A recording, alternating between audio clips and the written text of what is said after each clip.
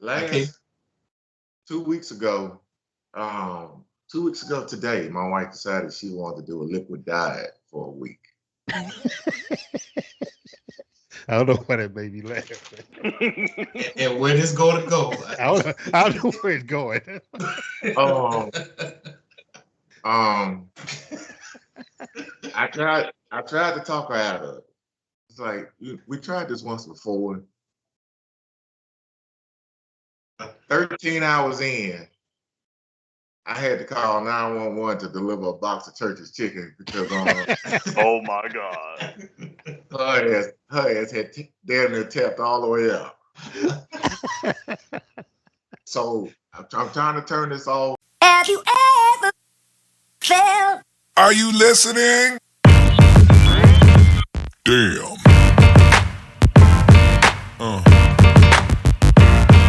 Yeah. Yeah. Well, Yeah. well, Mr. Williams' background is blurred too. Yeah, well, we know why he is blurred. All right, are we ready? Yes. Okay, so we all know how it's gonna go. I'm going to do a little intro right now. Do you guys mind if I use your full government, or do I need to do something else?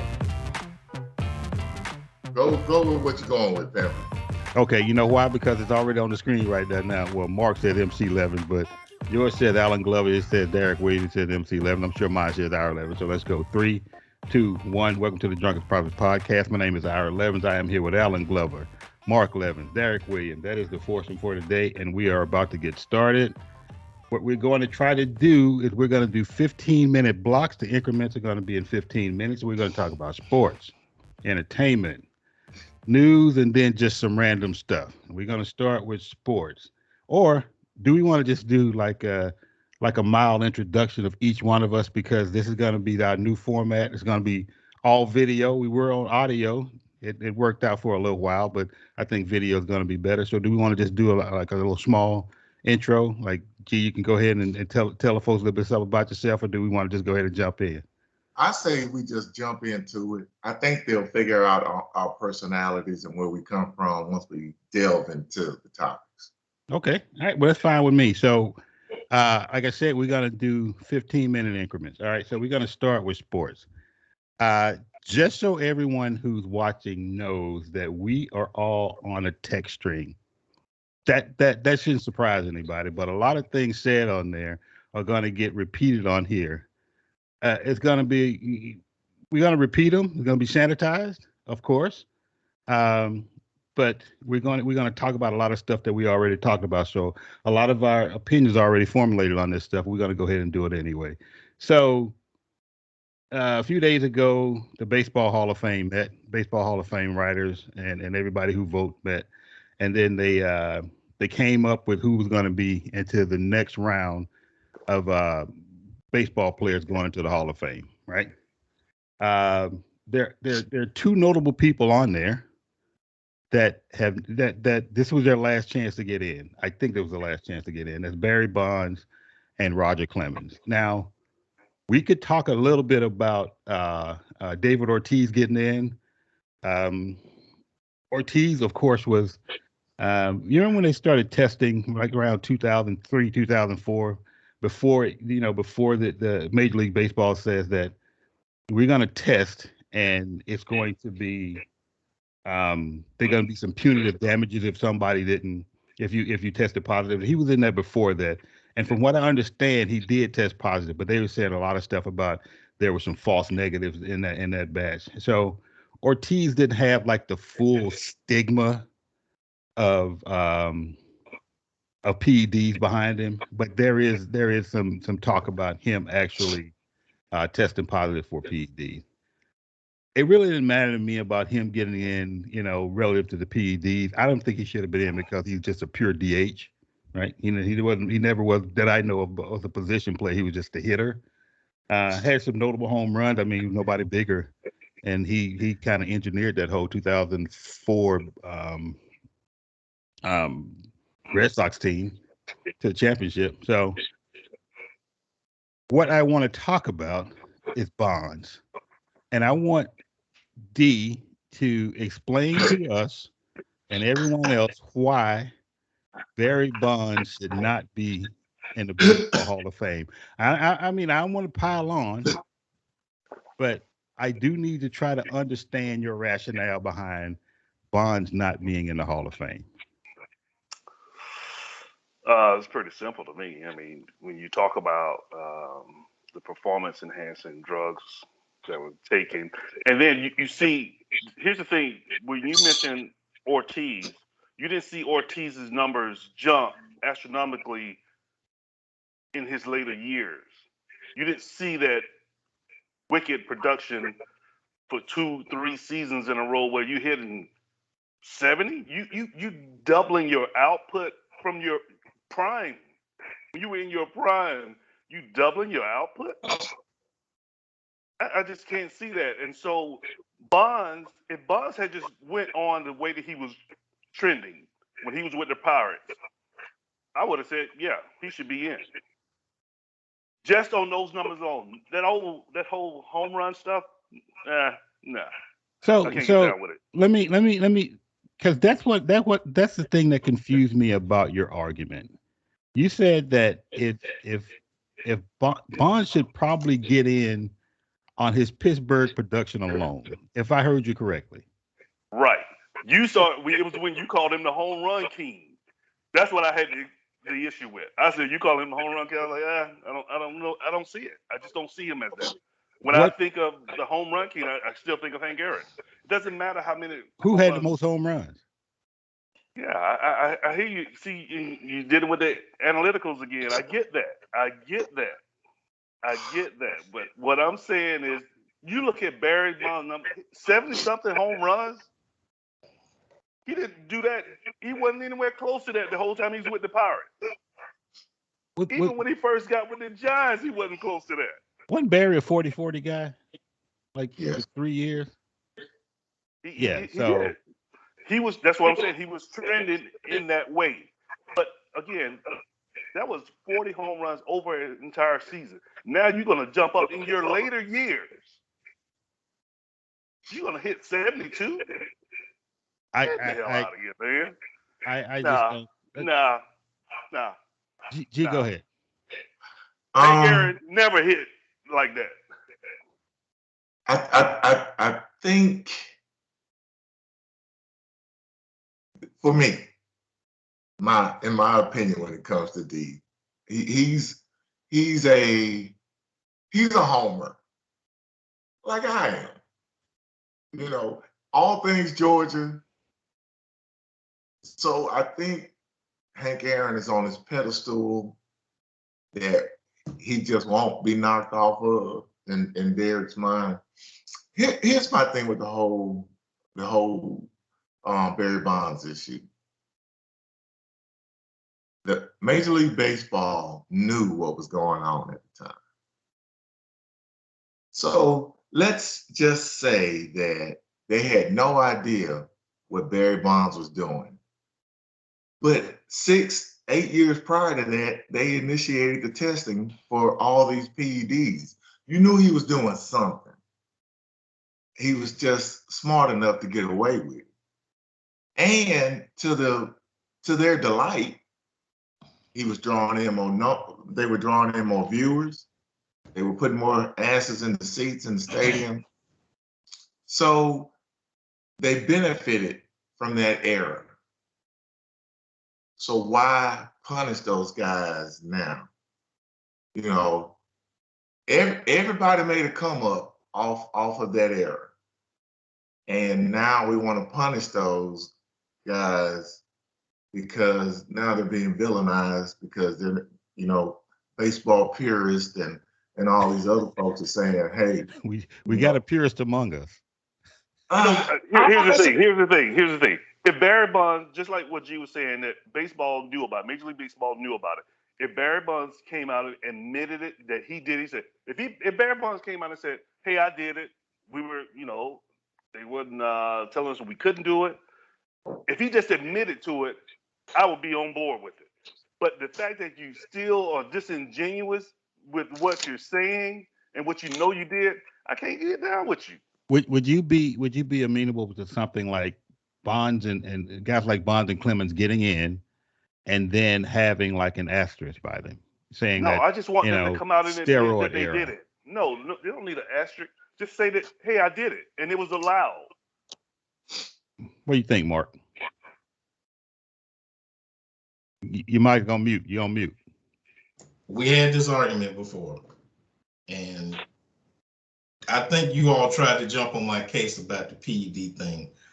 In baseball, I think it is a moot point because baseball, a hitter in baseball is hand-eye coordination. And there's a guy now with the Astros, Altuve. Now, I've always said there was something wrong with Altuve, the way that he was hitting these balls, but he knew what was coming, but he can still hit a ball 400 feet. Me and Jose Altuve are the same size, but he can hit a 400-foot home run. You're telling me PED is going to make you hit more home runs? That's all. From each one of y'all, PEDs will make you hit more home runs. I think that fly ball turns into a 400-foot home run. Yes. Okay, now the thing with that, you just brought this up, Jimmy. Bonds was a 40-40 guy. So if he hit 73 home runs, he should have had 150 stolen bases then. If PED helped you enhance your game, he should have been running the bases. But you see, he like stopped running. No, deep. He should have been running the bases like it was nothing. So PED makes you stronger. It should make you faster. It makes you faster in track. So he should have been the home run king, the stolen base. He should have been able to get on the mound and strike everybody out. You see how big Bonds got. He stopped running. When he got bulky, Bonds stopped running. And to D's argument, you know, it's hard to run a 4.240 when your hat size went from 6 3/4 to 8 1/8.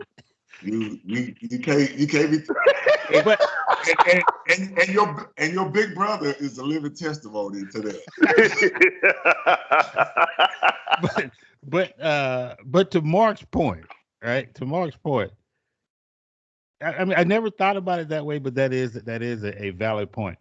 If his home run production had went up like that, then you would think that I mean, you know, if you hit 70 home runs, you ain't running much, right? You trot most of the time. But I understand what you're saying, that if one aspect of his game had benefited so much from a PED, then the other one should have also. He should be able to play it should have been Bonds against everybody. He can pitch, catch, just I still don't get the PED thing making you hit more home runs. It is bat on ball, and it depends on how hard that pitcher is throwing. Have you ever seen a guy bunt the ball and he bunts it in the outfield? I mean, if you got good hand-eye coordination, the ball is going to fly. So PEDs make his eyes stronger, where he's going to see the ball like it's a softball. I just don't get it. Let me ask you this question, D, and to you too, G, because it seems like you guys are kind of in line on this. So the both of you wear glasses, right? If you're standing at a plate and you got glasses on, you know, at some point when you're going through your batting rotation, you know, when your body's twisted, there's going to be you're going to get blinded at some point, right? You know, when you turn your head, there's going to be a certain part of the glasses in the way, right? Now, let's say you go out and you get LASIK, and that LASIK takes you from whatever your eyesight was to, like, you're 2015 now or something, right? You got this incredible eyesight. Have you used a medical something medical to enhance your yes you know what I mean, to enhance your performance? You took this medical procedure, you enhanced your performance. Would that be considered a PED, a performance enhancing drug, or or something that you've done to enhance your performance on the field? I don't subscribe to D's philosophy when it comes to should Barry Bonds be in the Hall of Fame because of the performance enhancing drugs. I enjoyed baseball during that time. I think Bonds should be in. I think Seiko should be in. Lord knows I believe Pete Rose should be in. It's just that I think it's hypocritical on Major League Baseball, baseball writers, and fans of baseball to have enjoyed that time when it was going on. And, Bond slapping the cover off a ball in McCovey Bay. And then, now that everything's shaken out, to villainize the guy and hold him out of the Hall of Fame. So. Okay, it still takes me back to this. Why is he still denying taking PEDs? I don't know. That's my problem. That's my problem with Bonds. Stop denying it. I don't think his denial his denial shouldn't have anything to do with what he did on the field. Why not? Because what's happening is it is tied together. You cannot separate it. That's true. You cannot separate that. Okay, D, let me ask you this. I agree. Let me ask you this, D. Let me ask you this. Okay. And right. Like I said, we had this conversation before. When Rafael Palmeiro, the hand, he got that finger away. Mm-hmm. If he wouldn't have done that in Congress, would you have, in your wildest dream, thought that he was using PEDs? No. Exactly. So he had to come and admit it to say it. Exactly. And Palmeiro was never having those numbers. No. His numbers did Palmeiro spike. got over 500 home runs. His numbers did spike. But you wouldn't have known that. You wouldn't have looked at him. And I think me and Jimmy had this conversation too about what's the second baseman name from the Orioles? Brady Anderson. Brady Anderson. Now yeah. that's a good argument right there. Yeah. Well, Brady Anderson the year before hit 17 home runs. Then he hit 50. Over 50. Yeah. That's a good argument there. I can't even say anything about that right there because that's too big of a turnaround. But Bonds, with the Pirates stats alone, he should have made the I can be in line with that. He should have actually made after that. And it's dirty. And it's dirty that you get them close. 66%, and all you need is 70. And it's like they're fucking with him, on his last ballot. That to me bothered me too. If you can see the swing, because I guess when it started, hell, he was in the low 30s. Mm-hmm. If he got that percentage of voters, yep. And now you get him up to 66 and on his last ballot. Well, I mean, I think there are a lot of people who say that he should be in, but don't really vote for him, and then it's got more and more as the time progressed. I don't know. I think he should be in. I think Clemens should be in. I think that it's a bunch of hypocrites that do the voting. It's a bunch of sports writers. They already got their agendas. So he wasn't, and I think in his mind, and even Clemens, they knew they weren't going to make it. Oh yeah. They knew that. I mean, and what about when Alex Rodriguez come up? Do you think he's a Hall of Famer? I think he got Hall of Fame numbers, but I don't think he's going to make it. I think A-Rod will get in. I would think he should be in too. I think he should be, but I don't think he's going to get in. I think A-Rod will get in. I'd be willing to take that bit. I think A-Rod's getting in. A-Rod, they love A-Rod. A-Rod was and I think that's another thing that goes against Bond and Clemens is that they weren't very approachable players. And there was a stigma attached to both of them as being assholes. Yes. And I think that works to their disadvantage. I still believe that the Hall of Fame is more of a publicity stunt than anything else. I think I think I think casual fans and folk that are already in the hall should have more of a voting presence than sports writers, Do you think? especially when it comes to Major League Baseball. What about this? What about this, G? Do you feel as if there's been a change in how it's viewed, how the Hall of Fame is Yes, viewed in all sports? Because yes, to me now it's more about your brand and yes, not about what you're doing consistently yes, over time. yes, absolutely. But so the Hall of Fame, when you become a Hall of Famer, that speaks to your future earning potential too. I mean, Barry Bonds home run king is different from Barry Bonds Hall of Famer, right? Exactly. So, so that has a lot to do with your future earning potential. Okay, so we got to move on. We just heard the bell. So, but I do want to talk a little Brian Flores before we go, right? Because I've been watching this stuff, and it's just I saw a report this morning. I was watching ESPN this morning. I saw a report, and now kind of the table is starting to turn on Flores, right? Because the report I saw this morning was saying that after the accusations of kind of being bribed to throw games, now there's a lot of legal jargon being tossed around, which makes me believe that there's a countershoot coming, right? So G, I know you've been following the Flores story, and I asked the question too over our text string. I want to ask you online here. Do you think that there are owners and GMs who are willing to lose games before hiring a black coach? I don't I don't view it that way. I I think it's I'm gonna hire this coach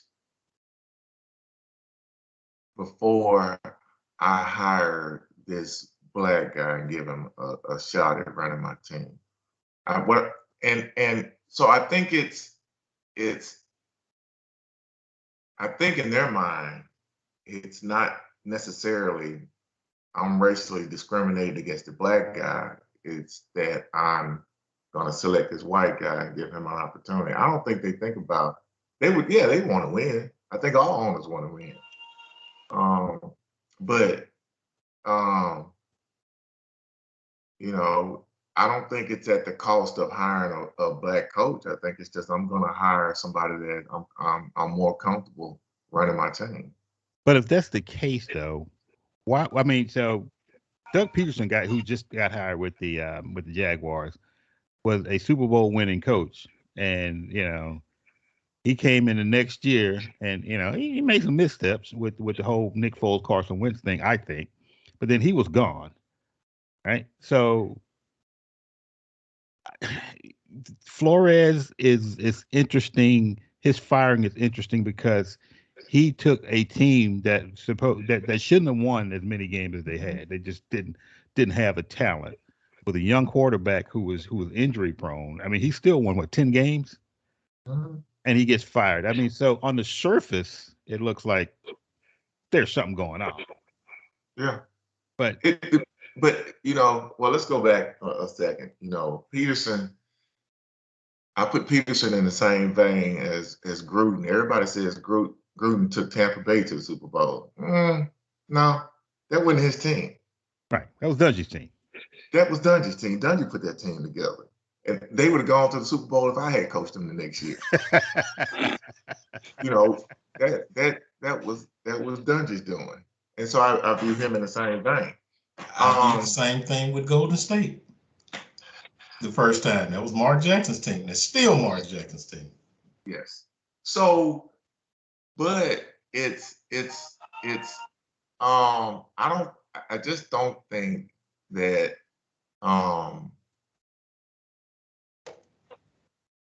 the whole floor. I don't think Flores got a fair shake in Miami. I don't think he's gotten a fair shake during the interview process. I get it. It's your team. You are a team owner. You're spending your money. You select who you want as the coach. Don't waste my time. Don't if you're not legitimately going to consider me to be the head coach of your team, don't use me to check the box. Yeah. And waste my time. I'd rather not be interviewed. It's the same thing I used to tell my daughter growing up. I need 100%.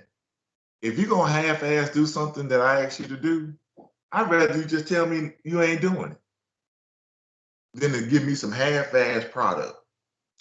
This is just it's lip service at this point. It's a formality. I'm gonna bring Coach Levens in. I'm gonna bring Coach Williams in. Give him an interview, and I already know that this guy from this other team is going to be my head coach. I'm just checking blocks. Yeah, I mean, so I don't know who I was talking to, and I'm sure it was one of you guys, may have been you, Mark. When I was talking about, so the black head coaches that I can remember, all of them, I think Dungy, Denny Green, Ronald Carmel, all those guys are defensive guys, right? Lovie Smith, they all came up, through the defensive side of the ball. They were defensive coordinators, and then they became head coaches. Well, now you have these two black OCs out there, and Leftwich and Eric Bieniemy, who people. I used to you always hear them hang that genius tag on guys like Kyle Shanahan, the guy from the Rams. I can't believe I can't think of his name now. Sean McVay. Sean McVay. They just hang that genius tag on him real quick.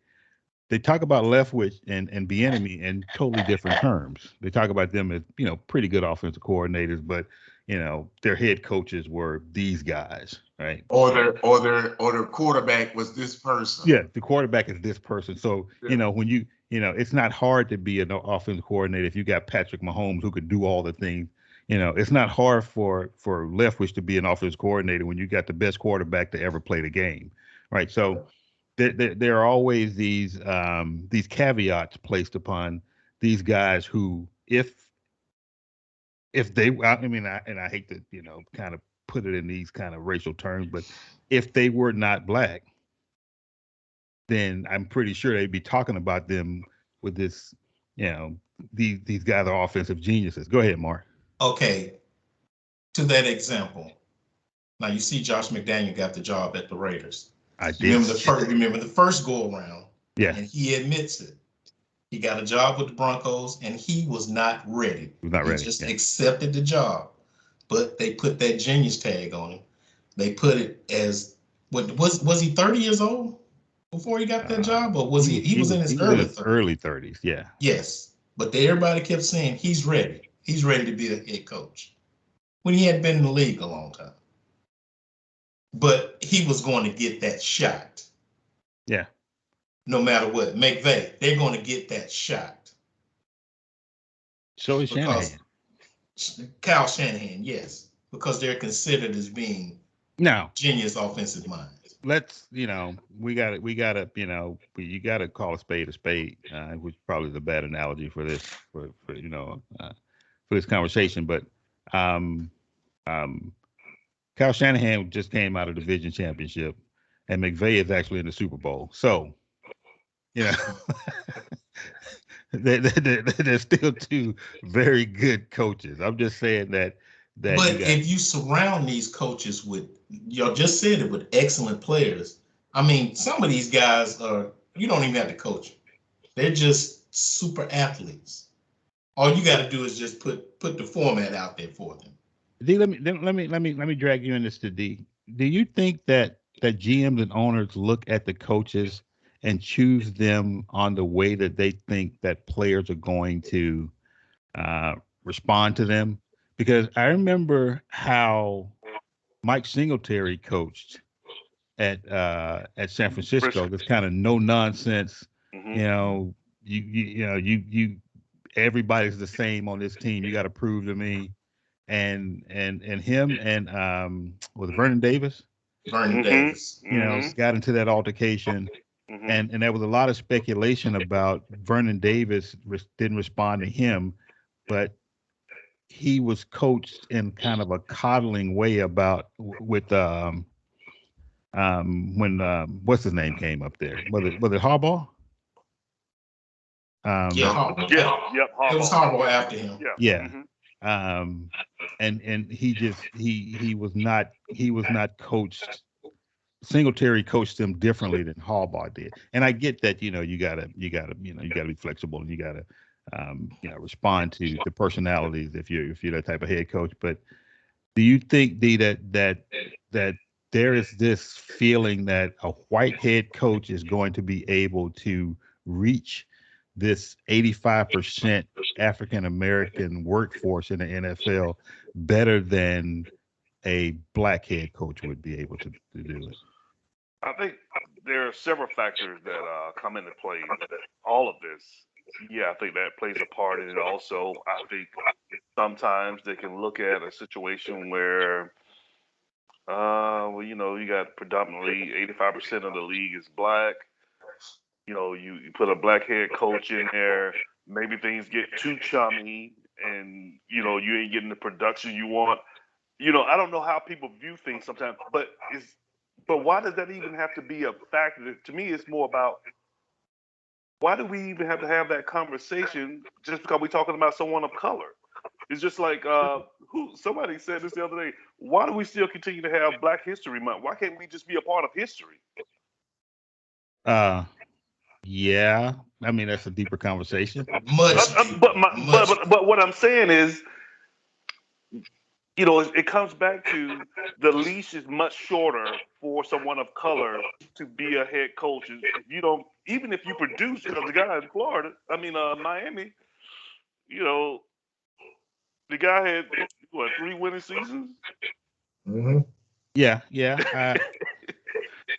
So the Flores firing is going to be people are going to be talking about that for a long time because it just didn't make sense, Yeah, right? And when you do something like that on this grand of a scale that doesn't make sense, then it's hard to justify it.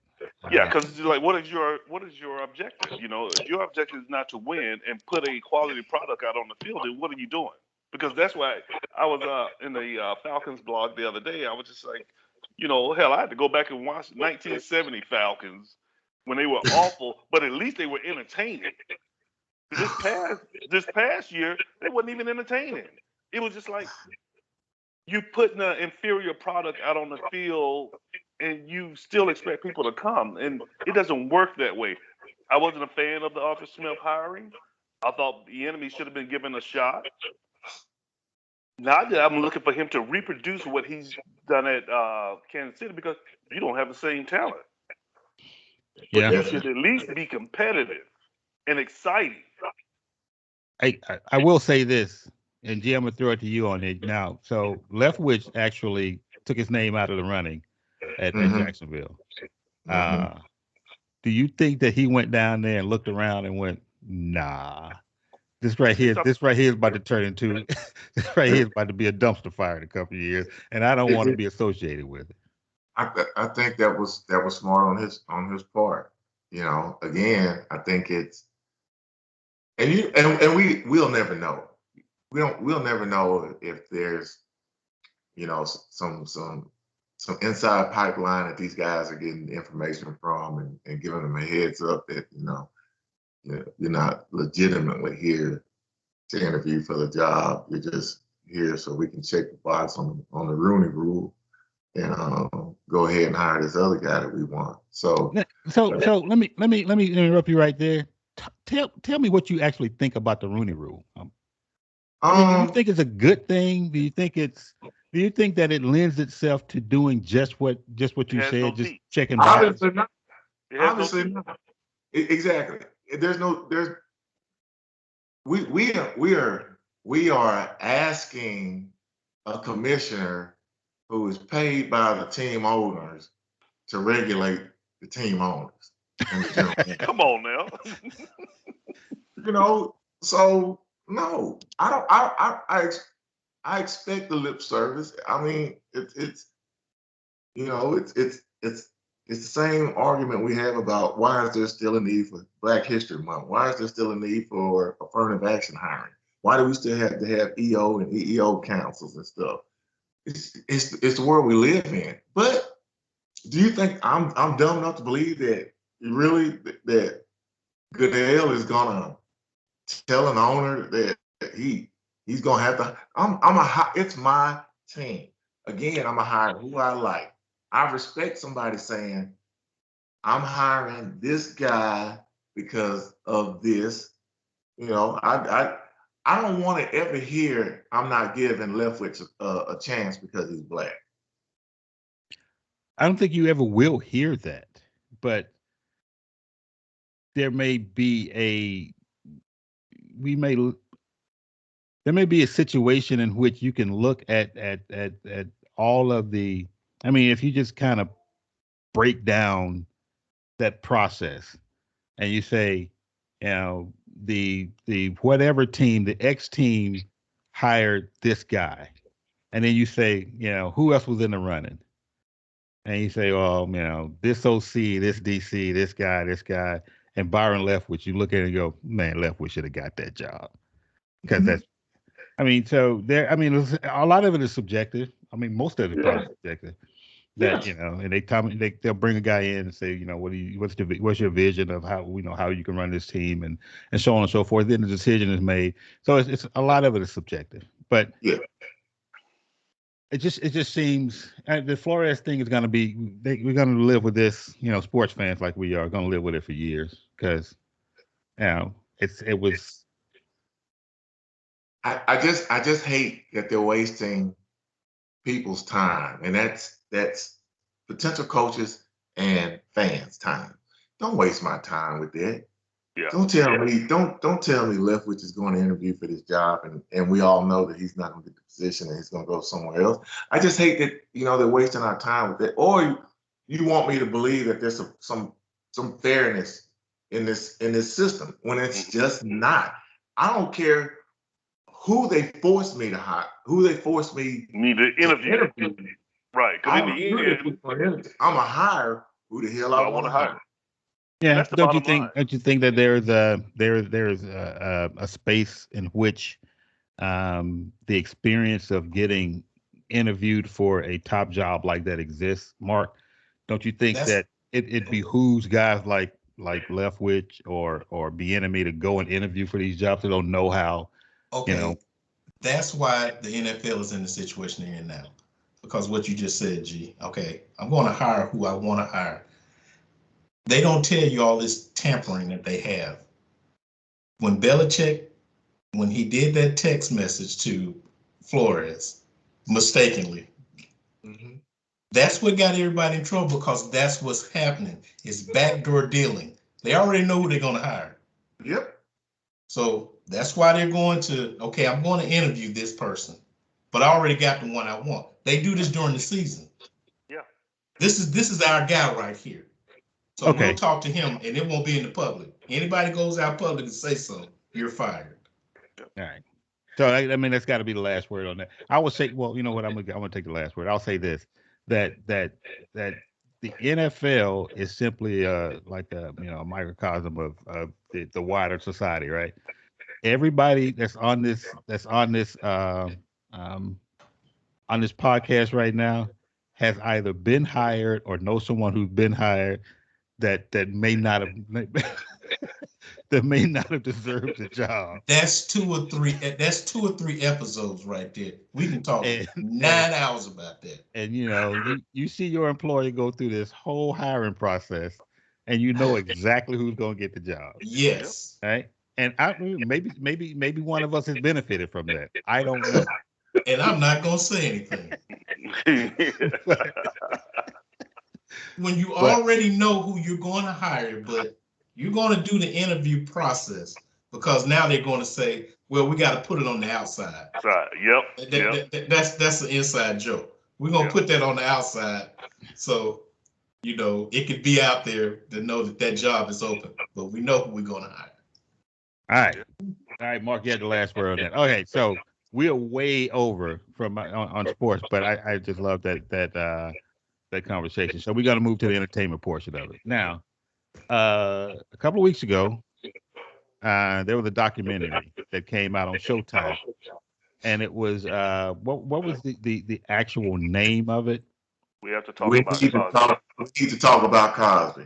We need to talk about Cosby, right? And it was, Wow. I guess, directed or produced by W. Kamau Bell, who I think that all of us are familiar with his work. I saw a couple of his stand-ups. I thought he was a relatively funny guy. I mean, I wouldn't pay real money to go and see him, but I thought he was funny.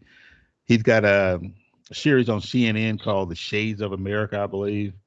And I watched an episode of that, but it was so predictable that I kind of turned it off in the middle of it, or just changed it in the middle of it. But this documentary on Cosby has been in the news for a couple of weeks now, and truth in lending here, I hadn't watched it. I know G, you watched it. Mark, I think you watched a couple of episodes, and Derek, I don't know if you watched it or not. Yeah, I have. Okay, so all you guys have watched it. I haven't. So what I'm gonna do is kind of ask G to moderate this portion of it, but I want you to start with the statement that you made on our text chain about you comparing W. Kamau Bell to Jason Whitlock. You said that, and this is your direct quote because I want to go there. W. Kamau Bell is the new Jason Whitlock. Explain it.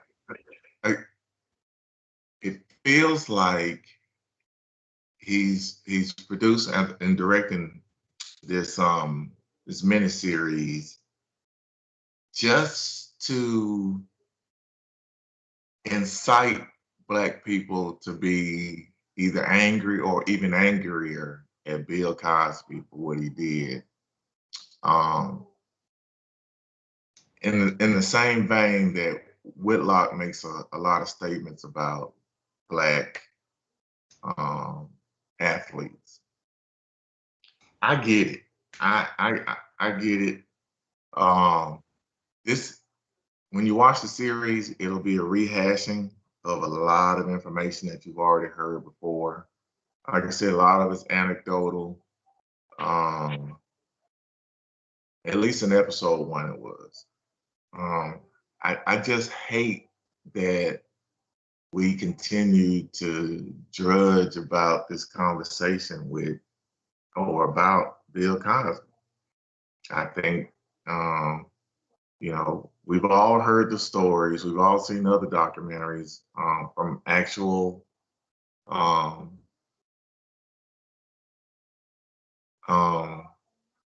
actual people that some crime had been perpetrated against them by Bill Cosby. So I just didn't see a need for this.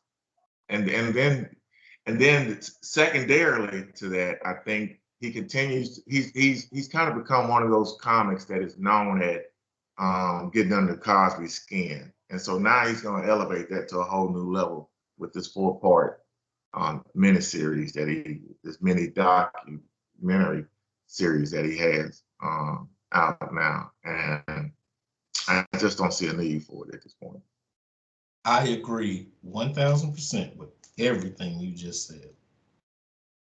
And then there's another angle to it too. I think he wants to get some of these awards that these shows get.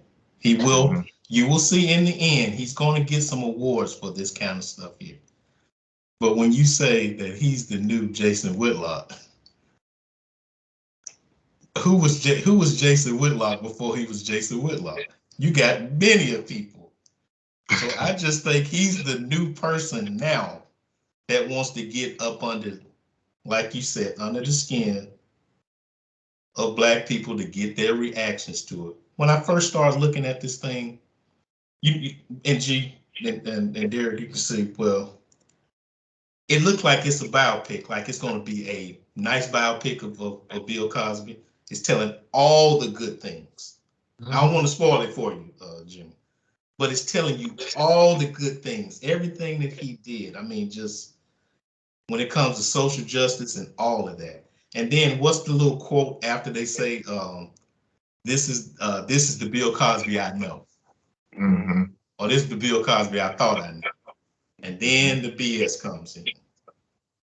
And my biggest thing, I only watched a couple of episodes, but when they started talking about the Spanish Fly thing, we all grew up in the 70s. I mean, you know, y'all, Derek, you and Jimmy, y'all probably y'all a little bit older, and you would understand the Spanish Fly. I remember Spanish Fly back in the 70s. Right. So you telling me Bill Cosby was the only big time entertainer that was using Spanish Fly to do the same thing he did with other women? He's the only one that did this. He's the only big name that did something like this. Everybody knew about that drug. And it was the big thing back then. And I don't want to hash on, I mean, if these women went through some trauma, so that's a discussion I really don't even want to get into with that. You know, the back and forth between Derek and I I stick to this point that I do not believe that a black man, any black man in the 60s and 70s could have been perpetrating the kind of crimes that Bill Cosby has been alleged to have been perpetrating. And his carcass still not hanging from a tree down south somewhere. You know, here's what I will say. I'm gonna make these 2 points and then I'm gonna go to D. I sincerely believe that there was a lot of consensual drug use going on, and then sexual batteries being committed after these people. It may not even been consensual. Bill Cosby may not have ever taken any of these drugs, just gave them the drugs and did what he wanted to after the fact. But I just don't believe that everybody was being drugged and raped. Second point is, this goes back to the Barry Bonds and your argument about Barry Bonds. Barry Bonds should have just admitted it. Bill Cosby let his arrogance get away with him in court. If Bill Cosby had admitted to having consensual sex with these women while they were both under the influence of drugs and alcohol, he may have never spent a day in prison. You know, but him believing that a jury of his peers would not find America's father guilty of those kind of crimes was short-sighted and ill-conceived. Okay. To your first point, I think when the documentary first started and they gave the guy the tablet, you know, so Bill Cosby was coming on the Jack Parr show, and the first thing the guy noticed was that he said a new comedian. He didn't say anything about a black. He didn't say anything about his color. So to go back to your point about you don't think he could have been doing that in the 60s, I think that was the ideal time because he was, you know how that whole phrase of hiding in plain sight can be played out. I think it was more about that. And then there was the one lady, Victoria Valentino. She said, her son had just recently drowned, and they were out at the club. Her and her girlfriend were out at the dinner, and Cosby came over. She said that Cosby put the pill in front of her glass. Mm-hmm. You chose to take that pill, but then you got to look at the time too. This is time where there was use of psychedelic drugs and people were doing stuff, but he didn't trick you into anything. You chose to take that pill, then you chose to leave with it. Her and her girlfriend. Her and the girlfriend. And everything that you said that you're not sure about was something that was some type of defamation towards him. Everything that you wasn't sure about. It was nothing good about what you said could have happened or you think happened. It was always something bad. And then what was killing me is that, and this is the same thing I watched the Hugh Hefner thing, to hear these women when they started talking about, oh, I saw the bulge in his pants and I just knew what was going to happen. They're so traumatized by seeing a hard penis or touching a penis. And then the woman is going on show after show, and every time she gets to that part, she gets all broken up about, he orally raped me. He bit me over and did me doggy style. But she's so broken up about telling that part. Everything else, she's good. As soon as she gets to that part, it's, oh God, he put it in my mouth. And I'm just like, oh God, come on now. You almost 80 years old now. And the thought of a penis hitting your lips, if it made you feel all that, I just couldn't get down with it, man. Now, do I believe that Cosby did all this stuff? Yes. Wow. But the way they coming across with it, I just can't get down with it. I just can't get down with it. And that's why I said what I said about Mr. Bell. You know, here's what I expect him to do next. I expect him to go round up that whole R. Kelly gang and do his own documentary, a new documentary again. Why? Why put them through that again, and why put us through that again? Did R. Kelly like little girls? Yeah. Of course he did. Yeah. He been saying about it for years. But he ain't the only one.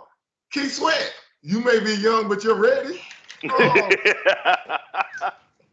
I will say this about Keith Sweat still about Bill Cosby, as you stated, he got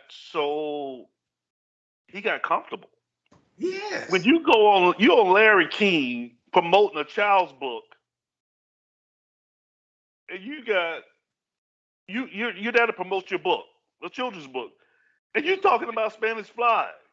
3 minutes. And in the book, for 3 minutes, and in the book you got 15 references about it. You got a whole chapter about Spanish Fly, a children's book. Something is wrong with you. There was a disconnect there somewhere. Yeah. Well, I mean, he was so emphatic about it. He was just, that would bother me about it. When he was on Larry King, he was so excited about it, talking about it. And you see how Larry King just egged him on to keep talking about it. Keep talking about it.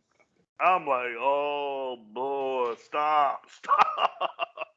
Well, I mean, I gotta watch it. I hadn't watched it yet. Of course, I don't have that streaming service. And that's all in episode 1. And and the great thing about it was he did do a lot of things for, the stunt men that they talked about in Hollywood. He was doing a lot of good things, but then, and like the one lady she was the former editor of Ebony.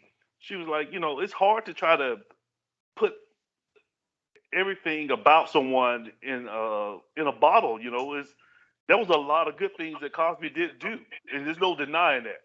But there was also some other stuff, and that's the reality of it. Do you think that as far as the Black community is concerned, and can speak about the Black community and the monolith, but I guess that's why we're on here.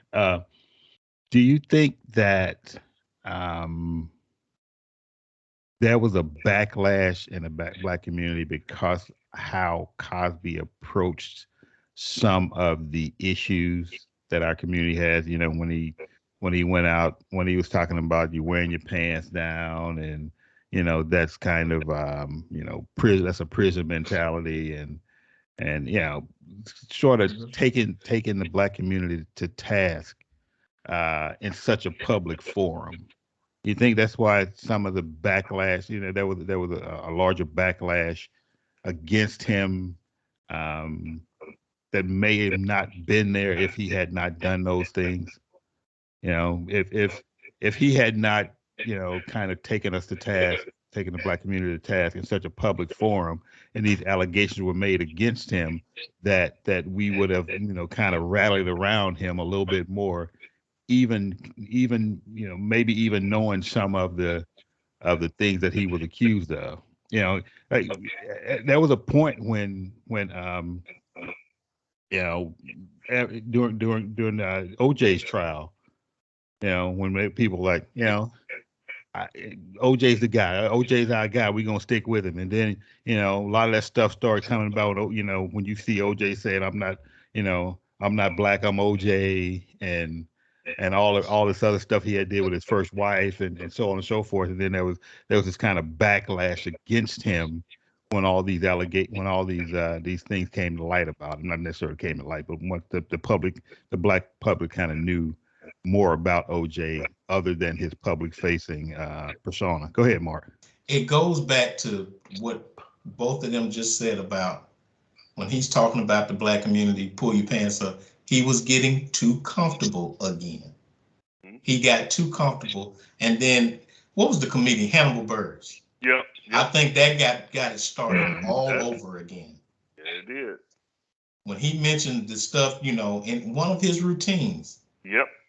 And one of the ladies got hold of the routine that he was talking about. And that's when all of this started coming back up again. And Hannibal Buress routine? Hannibal Buress, yes. Yep. Yeah, he's the one that sparked it again, and it just took off. And you don't even hear about Hannibal Buress anymore. No, but that made it famous. Yeah, it made it famous. He was the catalyst that got it going again, and that's how it took off. And again, it goes back to being in tune with what's going on. And you can relate this back to even when we were talking about Mike Singletary and coaching. You have to adapt to what's going on currently. You can have the old mentality about doing something, but these guys today everything's about being friends and being something. I don't really care for it as far as in a sports sense, as far as that exchanging jerseys and doing all. No, I need you to that's your enemy right now. When the game is over, the game's over. But you moving on to the next week. Right. We can hang out in the off season.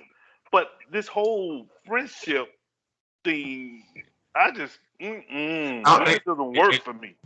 It bothers me. I'm gonna make 2 points. It bothers me more in the NBA than any other sport. They've got a real love fest. When you got 4 guys from 4 different teams spending 2 weeks together in the summertime, that makes absolutely no sense to me. No, Pop, you didn't see Kareem Abdul-Jabbar and Moses Malone vacationing together. This shit drives me. Yes.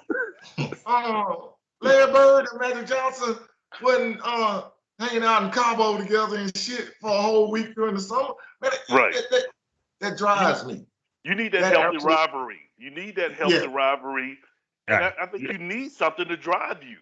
You need something to drive you. And if you chummy with everybody, I can't. But that's the age we're in, though. Going back to your first point about the black community rallying around their heroes, during the O.J. Simpson trial, I can't remember who said it, but there was this big thing about domestic violence between O.J. and Nicole. O.J.'s first wife came to trial and said she never experienced any of that. Whatever was said about O.J. and her, she claims it was anecdotal.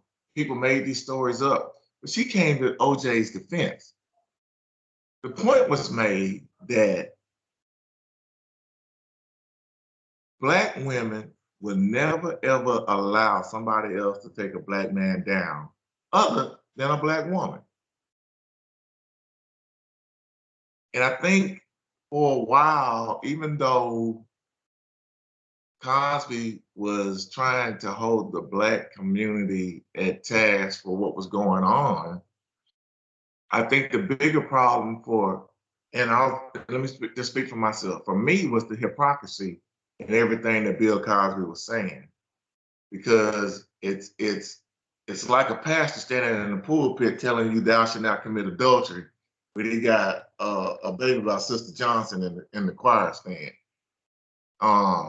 So So I think that's kind of what's driving a lot of this stuff, especially with Hannibal and WKB.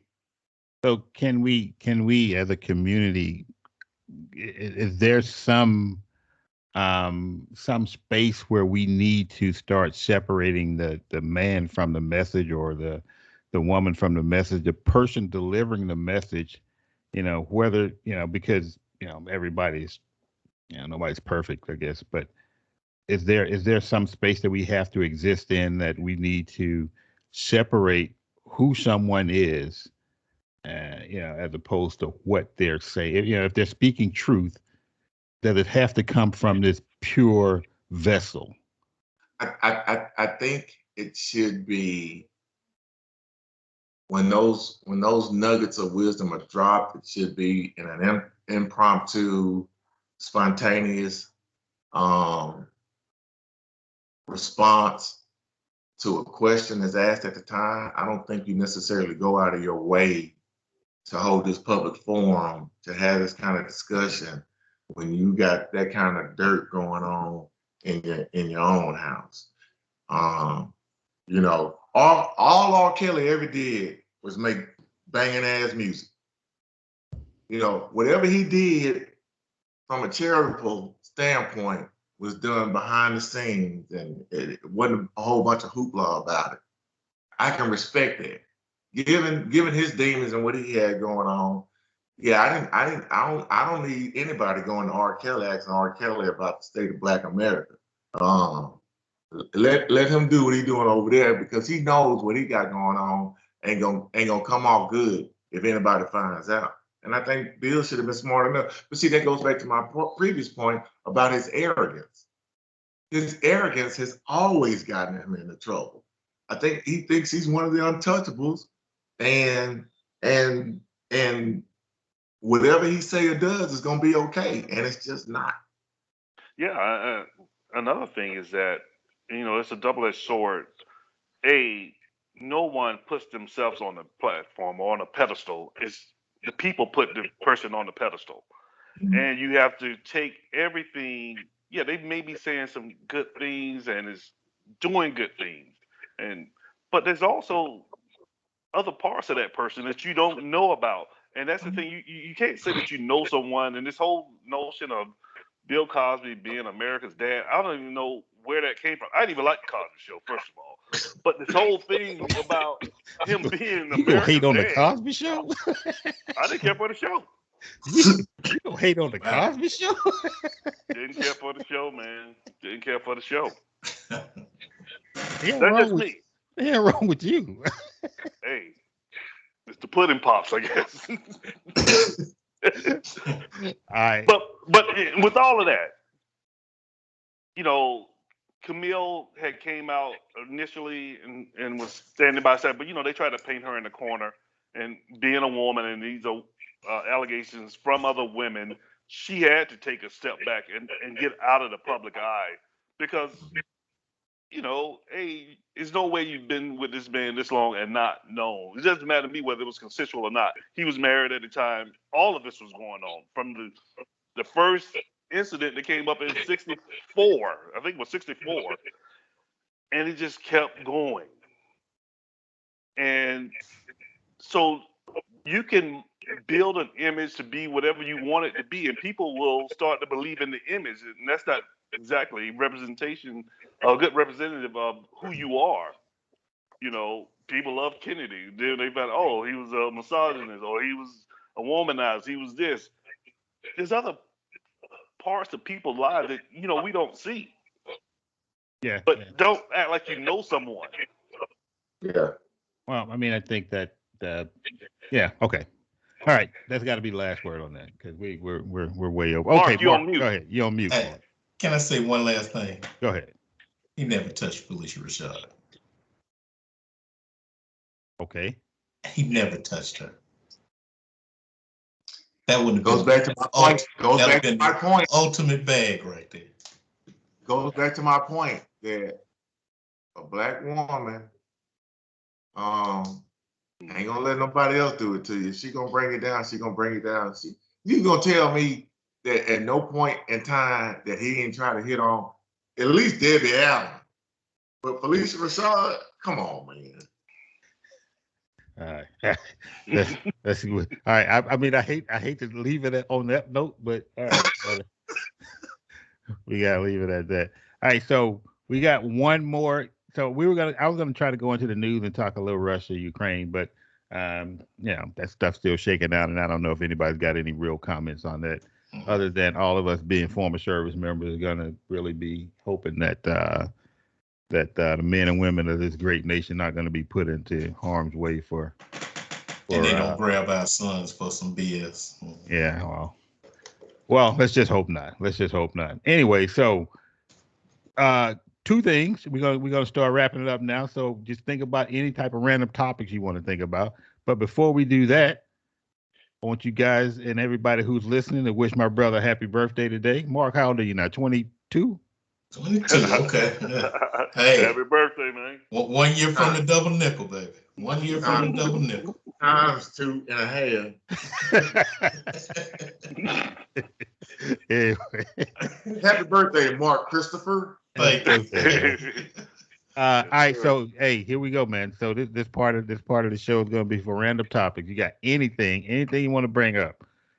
Anything you want to bring up? I should have told you guys this before, so you could think of some things to bring up. It would have made this transition a little bit smoother, but I didn't because I got a life to run myself. But what? Any random topic, man? Anyone? Hey, just to hit back on, I know we've been talking about Cosby, but again, this Hugh Hefner thing has been kind of interesting. Also, seeing how he started the magazine and the things that he was trying to build upon and expound upon, doing with civil rights and women's liberation and sexual orientation.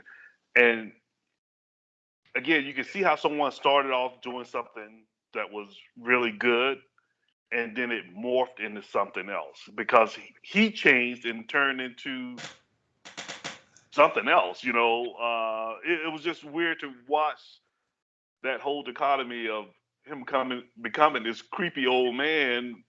But here again, these women are saying, "Oh, I couldn't leave. I didn't know how to leave," and I'm just like, walk out the door. Is there Hugh Hefner documentary out right now? Yeah, it's one from 17 and it's one from this year called The Secrets of Playboy. And see, that's what I'm talking about. Delve in somebody else's personal life like his and stop making him like a hero or somebody. Right. Get the guy from the Bunny Ranch, the one that was running. Go into their lives. I bet you'll find some garbage. And I'm talking about some stinking garbage. Yeah, you talking about Dennis Hoff? He's dead. Yes. Huh? Yeah. Still did dive into his life, man, to see what was going on with him. And Bill Cosby was there a lot at the Playboy Mansion, and they got him on footage. And Leon Isaac Kennedy was another one who I forgot all about. This guy, oh, too sweet, was friends from Penitentiary. Yeah. He got on all this artiste looking stuff, and man, he talking to him. I'm just like, surely you could have found another person. You remember that the first scene from Let's Do It Again when Jane Kennedy was walking? Yeah. And what's his name? Cosby on that